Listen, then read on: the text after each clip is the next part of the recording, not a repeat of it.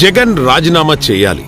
ఎందుకంటే పేదలకు పింఛన్ ఇవ్వడానికి ఖజానాలో 1950 కోట్లు లేకుండా చేసిన శాడిజానికి.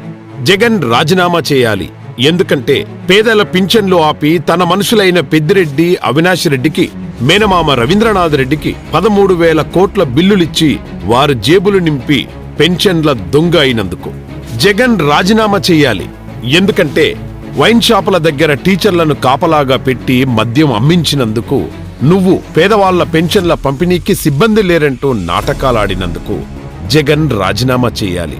ఎందుకంటే చంద్రబాబు మీద నిందె మోపడానికి కావాలనే వృద్ధులను, మహిళలను పింఛన్ల కోసం మండుటెండలో నిలబెట్టి 5 ప్రాణాలు తీసిన దుర్మార్గానికి జగన్ స్వార్థ రాజకీయాలు తప్ప మానవత్వం తెలియని నిన్ను రేపటి ఎన్నికల్లో ఓడించి ఇంటికి పంపడానికి ప్రజలు ఎలాగూ సిద్ధమయ్యారు. కానీ ప్రజలు నీకు శిక్ష వేయకముందే